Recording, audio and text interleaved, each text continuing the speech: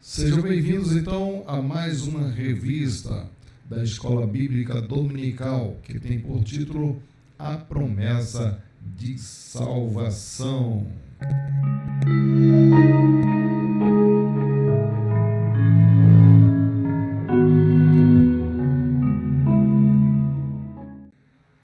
Então, a lição tem por título A Promessa de Salvação. E ela traz assuntos maravilhosos para nós podermos debater aqui juntamente com todos vocês.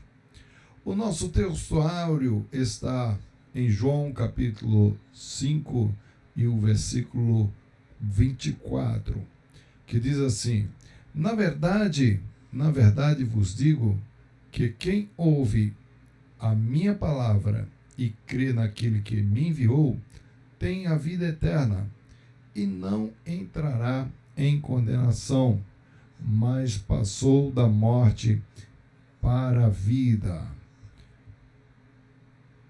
Esta lição, ela nos traz uma reflexão muito forte e ela nos traz o seguinte pensamento, que nós devemos confiar e viver as bênçãos do Senhor, porque quem prometeu a salvação não foi alguém que, porventura, traçou um plano de salvação para a humanidade.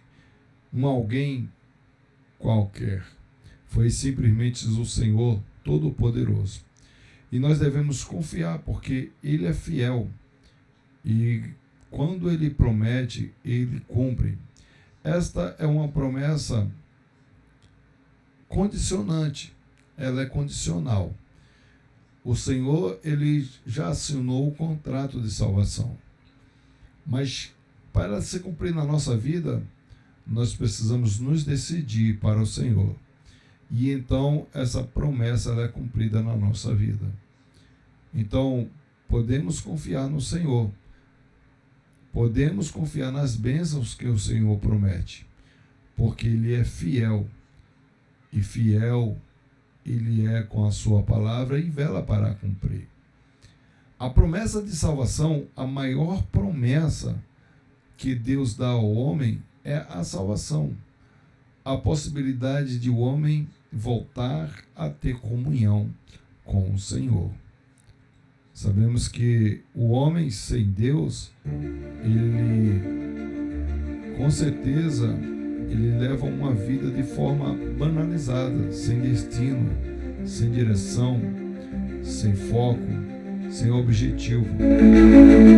Mas quando o homem tem a salvação na sua vida, ele com certeza, ele adquire a possibilidade de ter condições de vencer as adversidades da vida e principalmente garantir um lugar lá nos céus.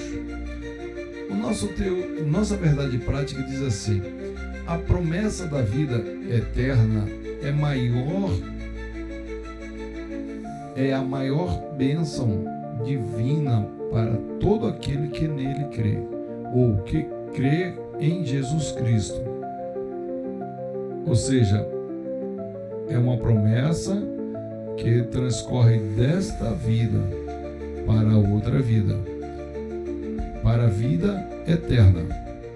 Esta é a promessa do Senhor ao nosso favor. Esta promessa que cumpre-se na vida daquele que aceita o Senhor como Salvador. E com certeza, ao aceitar Cristo como Salvador, esta promessa ela passa a ser uma garantia de vida eterna. A nossa leitura está em João capítulo 3, versículo 14 ao versículo 21.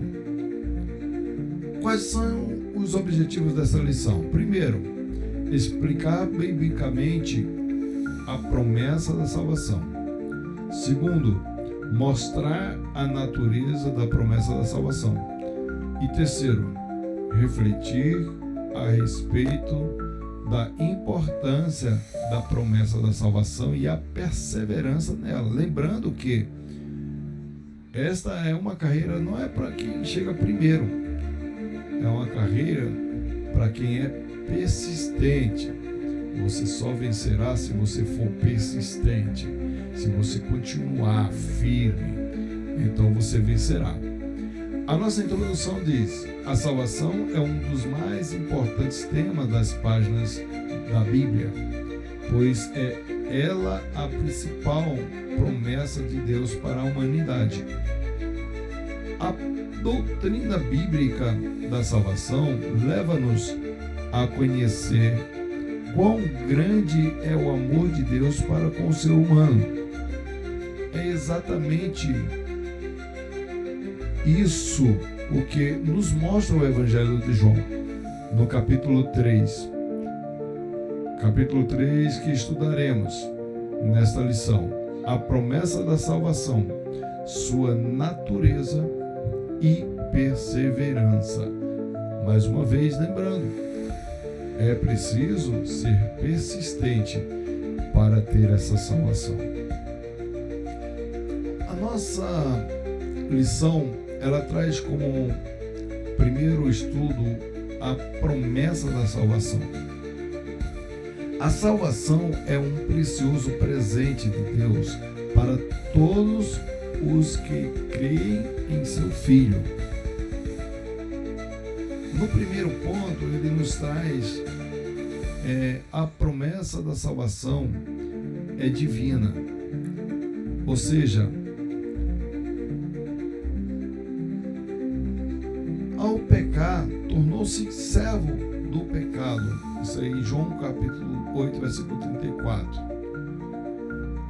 Nos tornamos dominados totalmente por ele, em Gênesis capítulo 4, versículo 7. Sem condição alguma de modificar essa situação. Portanto, a história não terminou com essa tragédia do erro 21 humano. horas. Bem 31 ao contrário, minutos. a Bíblia Sagrada nos ensina que mesmo antes da fundação do mundo, dentro da sua presciência, Deus já havia elaborado um plano para retirar o homem desta situação tão delicada. E nós encontramos isso em Efésios, capítulo 1, versículo 4, e Apocalipse 3, e o versículo 8. Então nós temos o que? A promessa da salvação.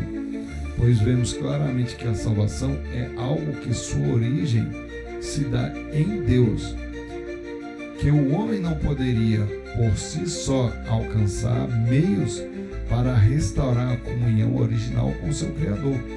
Deus, pelo seu grande amor, providenciou um plano para trazer o homem de volta ao convívio dele. Então veja que nós temos aqui a maravilhosa promessa de salvação. Esta promessa que tem se cumprido na vida de tantas e tantas outras pessoas que se decidem a levar a sua vida, a entregar a sua vida ao Senhor. Sem Ele, com certeza, nós não teríamos como alcançar a vida eterna. A salvação, ela tem origem em Deus e por isso ela é excelente, é boa. Por ter a origem em Deus, ela é eterna, ou seja, Deus é eterno e tudo quanto faz também é eterno. A salvação, ela tem origem em Deus e por isso ela é perfeita. Ou seja, a salvação veio do alto, foi nos dada por Deus e por isso é perfeita. E tem origem única em Deus. Ou seja, a salvação é obra do único Deus. Ou seja, a obra da salvação, ela parte de Deus. A sua origem está em Deus. A salvação, por ter origem em Deus, é um ato de justiça. Nós sabemos que Deus ele é justo. Êxodo capítulo 9, versículo 27 nos traz essa reflexão. E por isso a salvação é também a manifestação da sua justiça. Por isso a salvação se fez mediante a morte de Cristo na cruz do Calvário, para pagar o preço da justiça divina, pois não há perdão sem derramamento de sangue. Em Hebreus capítulo 9, versículo 22 nos traz essa reflexão. E o salário do pecado é a morte, de forma que se fazia necessário um sacrifício para o perdão de todos os pecados. Também como a salvação é um ato de justiça, não há como escapar da ira divina, se não se atentar para esta salvação. Em Hebreus capítulo 2, versículo 1 a 4. A salvação permite-nos vislumbrar com absoluta clareza que aos homens que aceitarem a aproximação do Senhor, em Salmos capítulo 85, versículo 9, mas está longe dos ímpios, e só os que alcançarem a salvação estarão livres da ira de Deus. Ou seja, temos aqui uma promessa de salvação, temos o planejamento da salvação, que é a obra, que se dá o projeto de salvação. E em terceiro lugar nós temos o solucionador, que se apresenta como o Salvador, o Senhor Jesus. Porém, para que isso se cumpra na vida do ser humano, é necessário que ele se volte para o Senhor. A nossa sinopse traz a seguinte reflexão: a salvação é um precioso presente de Deus para todos os que creem no seu Filho. Traz aqui então uma reflexão maravilhosa da promessa da salvação, em como se deu o projeto de salvação e por meio de quem ela chegou até os seres humanos. Seguindo a nossa lição, ela traz a segunda parte com o seguinte tema: a natureza da promessa de salvação. Então nós temos aqui três situações que nós iremos debater, que é a justificação, a regeneração e a santificação. Ou seja, justificação, regeneração e santificação. São três temas para nós debatermos aqui na nossa lição. A nossa sinopse ela traz a seguinte conclusão: podemos compreender a natureza da promessa de salvação estudando alguns aspectos salvíficos desta grande obra: justificação, regeneração e santificação. Então vamos lá. A salvação é o ato de salvar. Salvar é livrar, escapar, retirar de uma situação de risco, de uma situação de morte. A palavra salvação nos lembra o quê? Salvamento. E nos traz ao nosso pensamento a ideia de que, por exemplo, os bombeiros militares, eles têm a missão de retirar as pessoas do perigo de morte, de situações em que estão arriscadas a perder sua vida, seja por diversas ações, incêndios, acidentes, inundações e outras coisas. É precisamente a mesma situação espiritual que do homem quando ele pecou. Como o salário do pecado é a morte, assim que o homem desobedeceu a Deus, morreu espiritualmente, ou seja, ficou sem comunhão com o Senhor, exatamente como Deus lhe havia falado. Em Gênesis capítulo 2, versículos 16 e 17. Estava, pois, arriscado a ficar eternamente separado de Deus, mas o Senhor, na sua infinita misericórdia, não permitiu, em primeiro lugar, prometendo restaurar a comunhão perdida. Em segundo lugar, impedindo que esta situação de morte adentrasse de imediato para o âmbito da eternidade, como ocorrera, por exemplo, com os anjos rebeldes.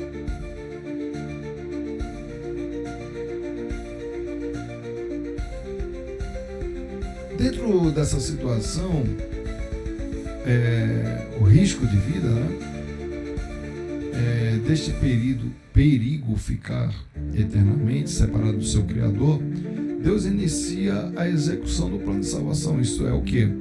O livramento do escape, a fim de levar-nos do poder das trevas para o reino do Filho do seu amor.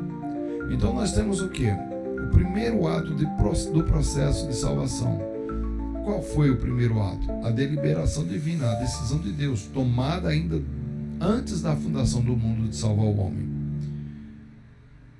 Se Deus não tivesse querido salvar o homem, jamais o homem poderia ter a oportunidade de salvação.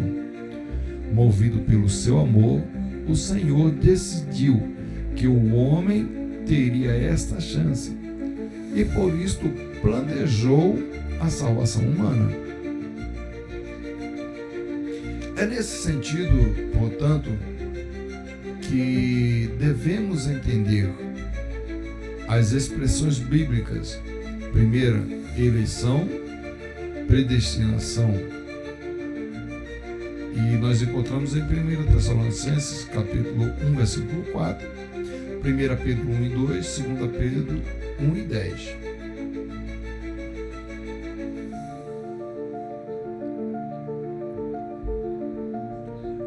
Concernente à predestinação, é Romanos capítulo 8, 29 e 30, Efésios 1, 5 e 11. Eleição. O que é eleição? Eleição é o ato de eleger, o ato de escolher, ou seja, trata-se de uma manifestação de vontade, ou seja, somos eleitos em Cristo por sermos escolhidos. Predestinação é o ato de predestinar, ou seja, fixar previamente o destino de alguém.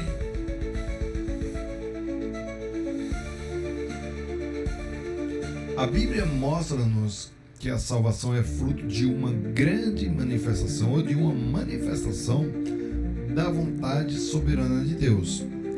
O Senhor escolheu salvar o homem, mesmo sabendo que ele haveria de pecar, e previamente determinou que todos aqueles que crerem em Cristo serão salvos, e os que não crerem serão condenados. A salvação é para todos os homens, sem qualquer distinção. Tanto que o primeiro casal foi expulso do Éden, impedido de tomar da árvore da vida, para que toda a humanidade tivesse a mesma oportunidade de salvação. Até porque Deus é imparcial e não faz acepção de pessoas. Mas, já antes mesmo da fundação do mundo, o Senhor estipulou condições para que tal salvação se desse. Mas nem por isso deixou de querer que todos os homens se salvem. O segundo ato deste processo de salvação é a comunicação desta vontade divina, que é o que se denomina vocação ou chamamento.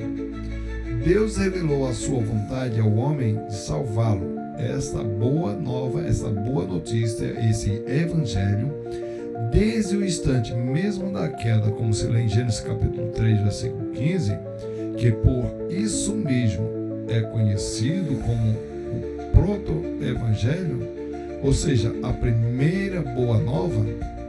Para executar a obra da salvação, o Senhor chama o homem, traz o conhecimento da sua vontade de salvá-lo. Por isso Jesus veio anunciar o evangelho e incumbiu a sua igreja, que é o seu corpo, de ter como prioritária a pregação do evangelho. Assim como a eleição de Deus é para todos os homens, embora já os tenha predestinado aos que aceitarem sua salvação à vida eterna, E aos que não a aceitarem ao desprezo eterno, assim também é o chamamento. A chamada é para todos os homens. Por isso se deve pregar o evangelho a toda criatura. Ou seja, a chamada é para todas as nações. A chamada é para todo aquele que crê no Senhor, que crê que o Senhor Jesus Cristo morreu na cruz do Calvário. O terceiro ato de processo da salvação é a fé salvadora. Essa virtude, ou seja, essa disposição de caráter, que não nasce no homem, mas que vem de Deus, ou seja, é um dom de Deus. A fé é levada até o homem por intermédio da pregação do Evangelho, pela palavra de Deus.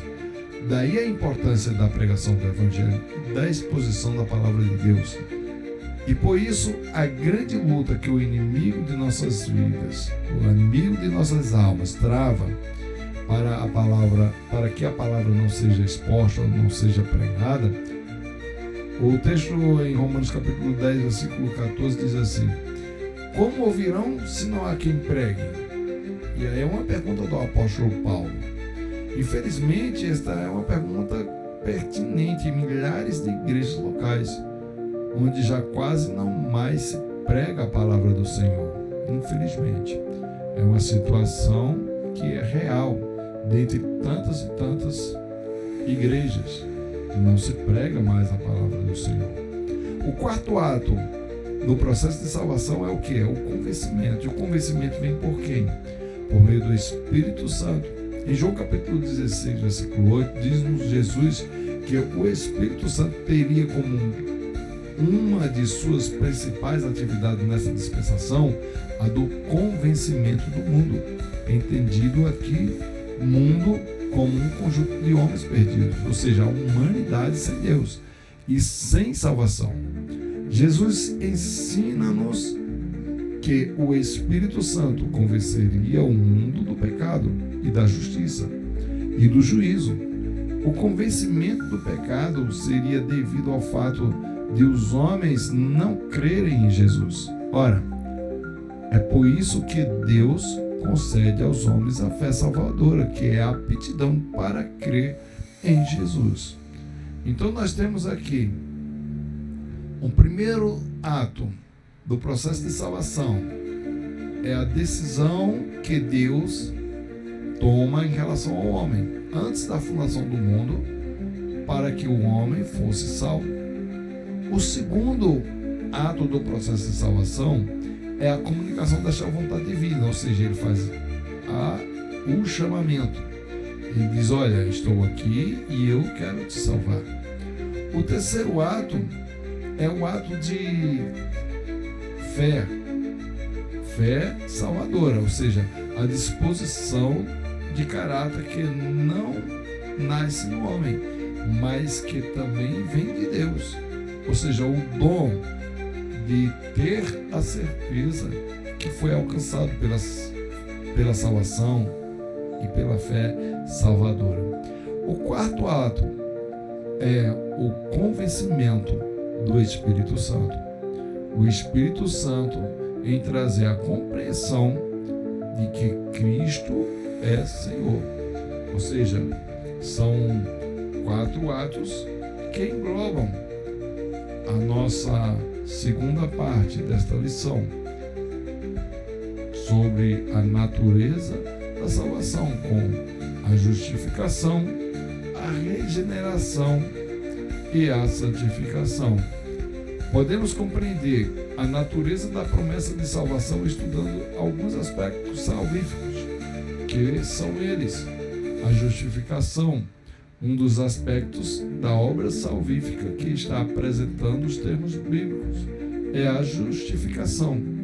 Quem é alcançado pelo Evangelho de Cristo e crê no Filho de Deus é declarado justo. Está aqui a justificação.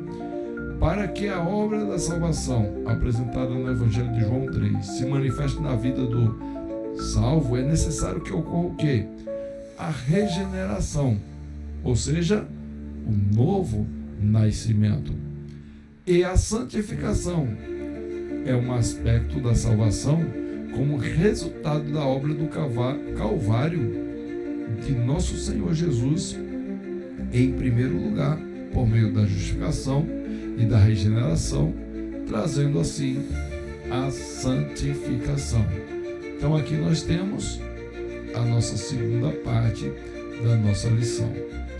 Seguindo, nós teremos a terceira parte da nossa lição, que traz como reflexão promessa e perseverança na salvação. Primeiro, a base da promessa de salvação é Cristo. 2, a apostasia individual. 3, a promessa e a segurança da salvação. O nosso Senhor Jesus Cristo é o centro da promessa de nossa salvação. Então, o que nós temos?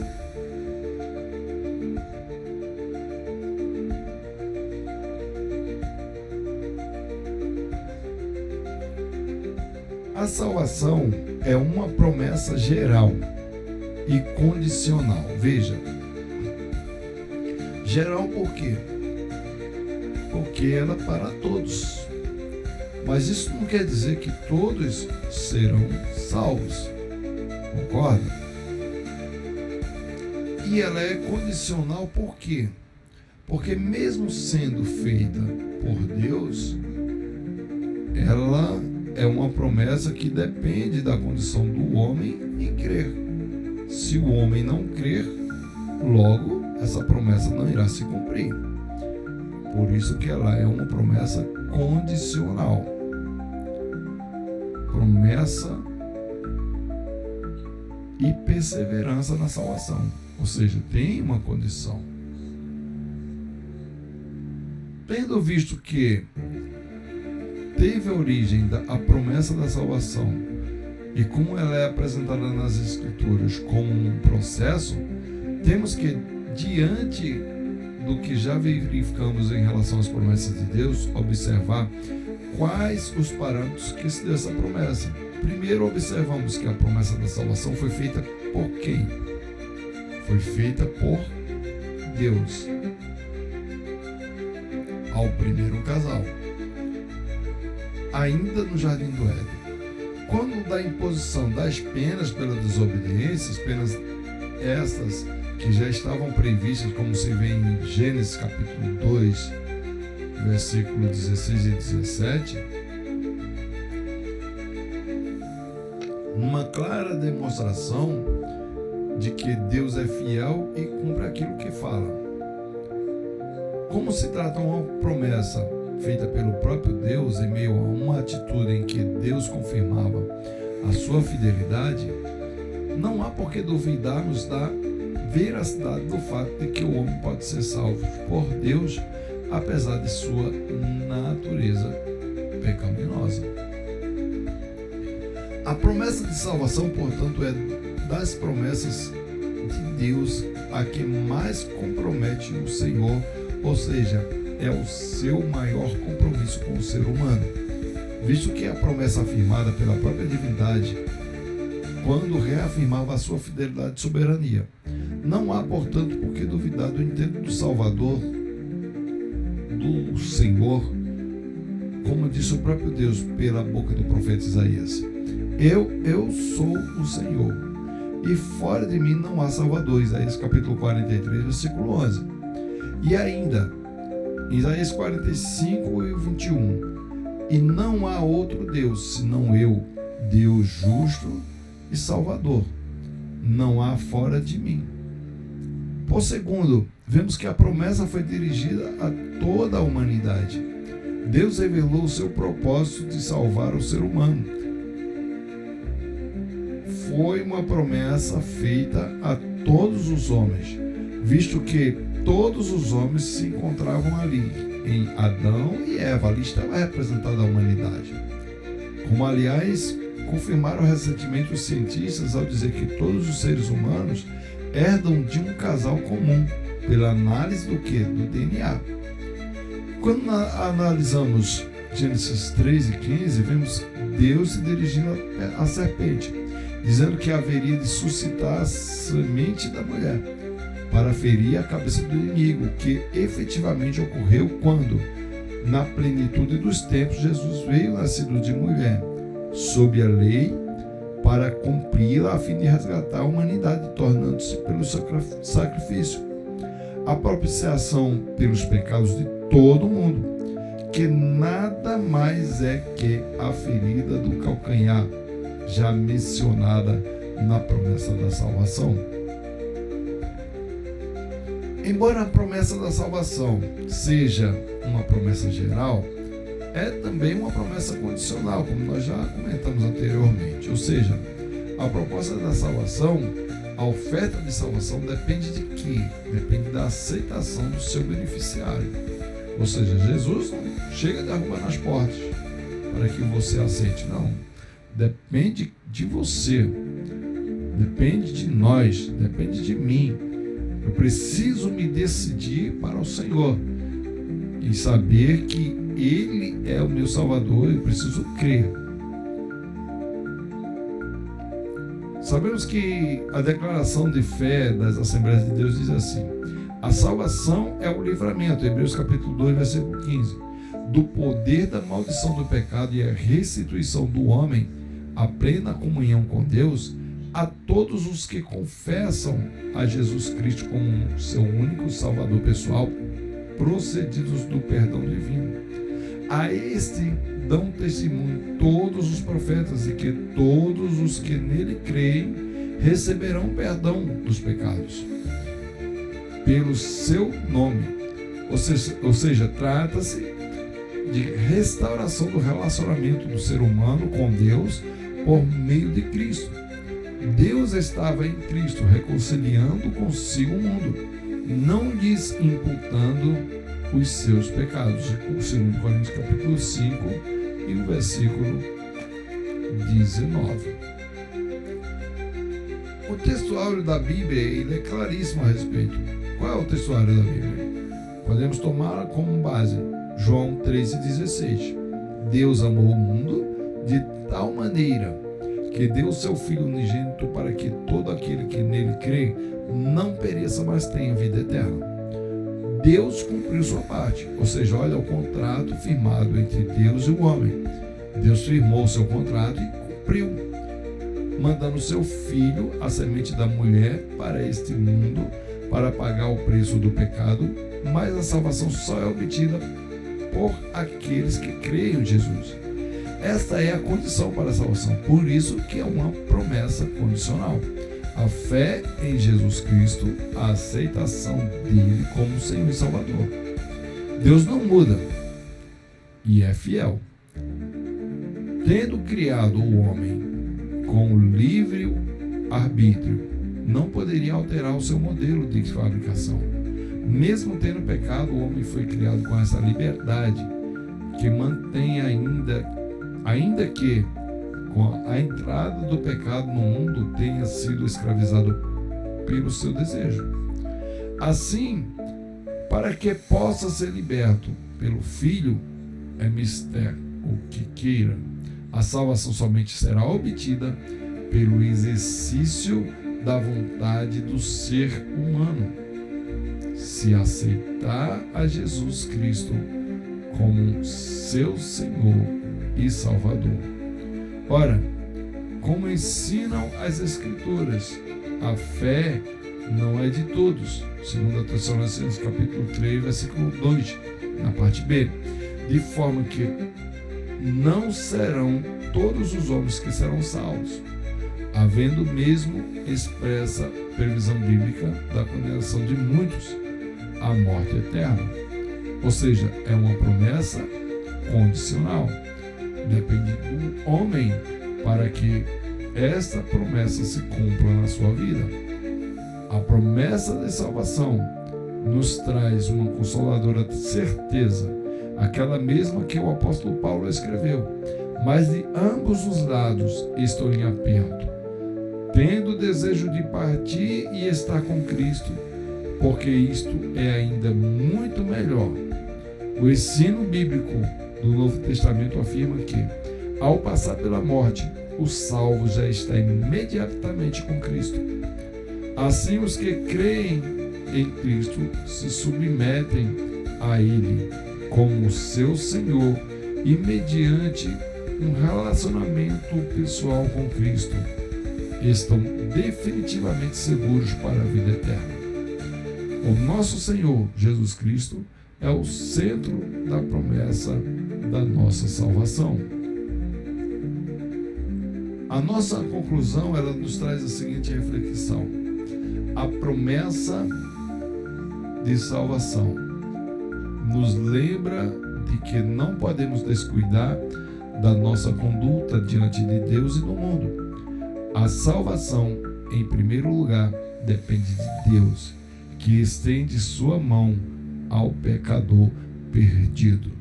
Esta é a nossa lição, a lição de número 5, que traz como tema a promessa de salvação. Que Deus possa estar assim a nos abençoar maravilhosamente.